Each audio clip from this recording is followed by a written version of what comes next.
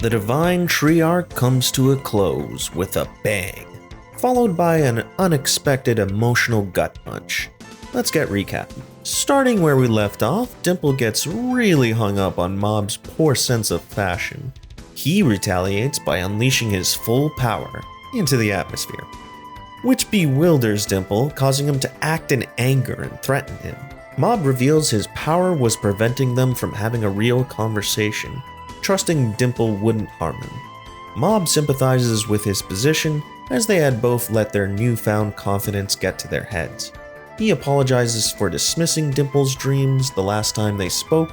Initially, Dimple is resistant to Mob's words, however it gets him to reflect on accomplishing his goal, and how he felt hollow afterwards, leading him to think about Mob and how different they were. He could only relate to Mob's longing for Tsubomi, as Dimple also seeks the attention of others. Even though Mob was the first to acknowledge him, Dimple only thought of this as an opportunity to take advantage of him. But over time in Mob's company, he slowly lost sight of his goal. Dimple doesn't want to give up so easily, and believes he has more to achieve. Despite this, Mob replies that he's willing to listen as a friend.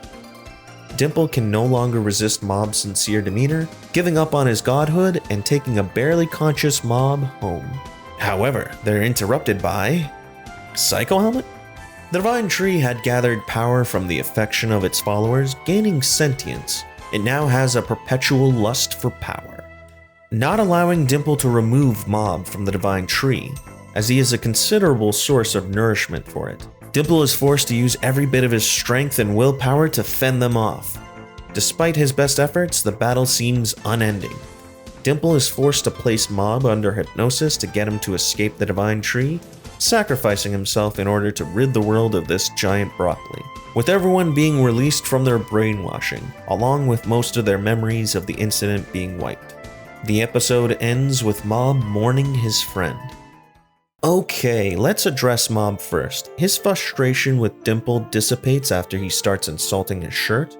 At that point, Mob knows it's the same person who has always been his friend, who is just being brutally honest as always, causing Mob to reflect on his actions. I mentioned in the previous review that Chad Mob just kinda disappeared. To my surprise, it's one of the first things brought up in Mob's apology. This is the sympathetic angle that he finds to connect to Dimple.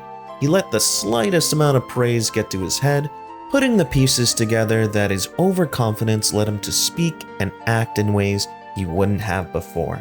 Understanding what Dimple must be experiencing with his own newfound brashness. Once again, Mob shows emotional maturity. He takes a huge risk by just letting his power disperse, but it makes sense for his character, and the whole reason he came here in the first place was to speak with Dimple. I don't think it's as simple as Mob blindly trusting Dimple either. Honestly, he may have actually gone through with exercising Dimple for good. Well then, will this be where we say goodbye? Goodbye? Mob's not a complete pushover. We've seen him stand up for himself. You're free to go. Only willing to discharge his power when he sees that glimpse of Dimple's personality. As well, Mob knowing he almost effectively killed his friend adds to his anguish during his apology. However, it doesn't end there. That scene then adds to the tragedy later on. That same friend, moments later, ends up sacrificing himself for Mob. So this arc ended in a partial defeat for Mob if you consider his intentions. He planned to talk to Dimple and end things amicably. Mob's actions still ended the brainwashing and he talked sense into Dimple, but that's not going to help him sleep at night. The series excels at making the most overpowered being in the world believably suffer losses.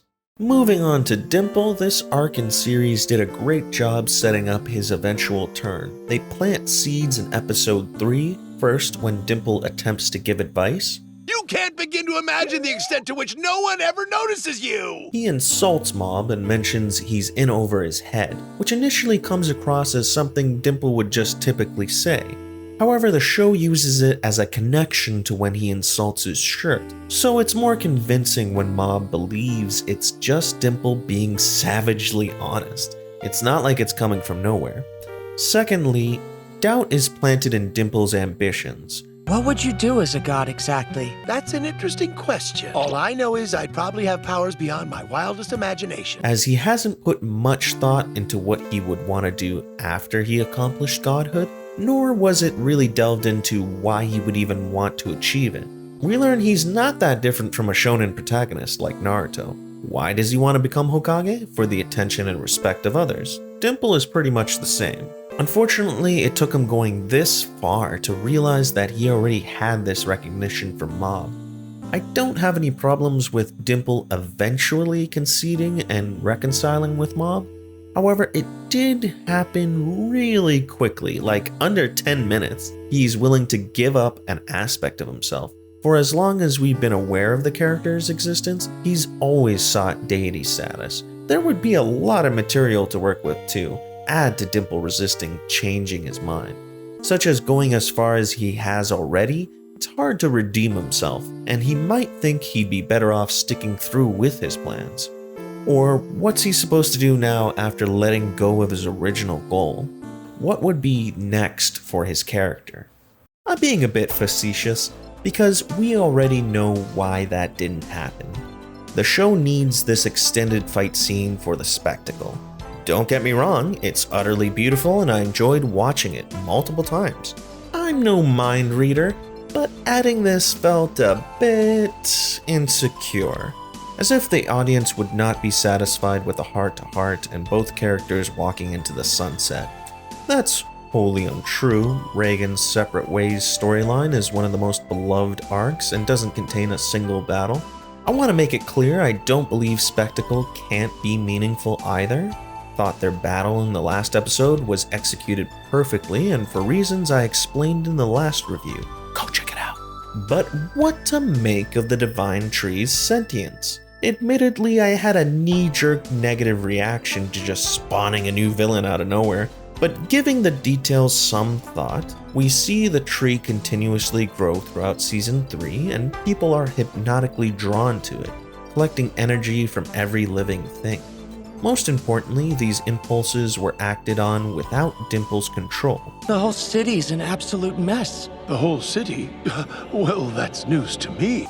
For as impressive as gaining self-awareness and the ability to speak might seem, its motivations haven't become any more complex. It wants sustenance, and Mob's the motherlode of all sources. So our heroes would have had to deal with the giant broccoli eventually, with Dimple only exacerbating the issue.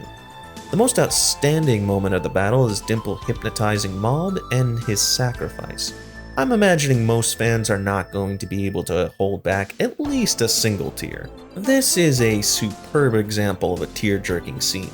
If you weren't convinced by Dimple's change of heart, or that it didn't sit well that he got to walk away from this incident without punishment, the show has an answer for that. Dimple rewards the trust Mob placed in him. This decision is also built on the weight of their entire relationship throughout the series. Magnificent scene. If I had the smallest of gripes, the fear of undercutting this scene is there. Like Dimple could just show up the next episode, all nonchalantly, "What's up, guys?" He does have that resilience. Both Mob and Teru failed to exercise him entirely. The series also doesn't mind using burning corpses to fool us either. As a counter to this argument though, this shouldn't discount Dimple's atonement. He still made the decision to give his life. Unless, of course, everything Mob experienced after dispelling his power was part of Dimple's illusion. There's no way that this series is that cynical. It's no more than an intriguing theory. If I hadn't made this clear enough, the episode was excellent and a fitting end to the arc in spite of minor grievances. It looks like the next episode will be a more character-focused one-off, likely giving a bit of a breather from the dramatics, although it does lead to a potential pacing issue as a season of an anime as opposed to manga, because we're halfway through the season and now entering a reset period. With the Divine Tree gone, it also means no more remnants of Claw remain. Nonetheless, the fallout from the arc definitely lends to the sense that this series is approaching its finale. That's all for now. Dimple, thank you. Thank you for being my friend.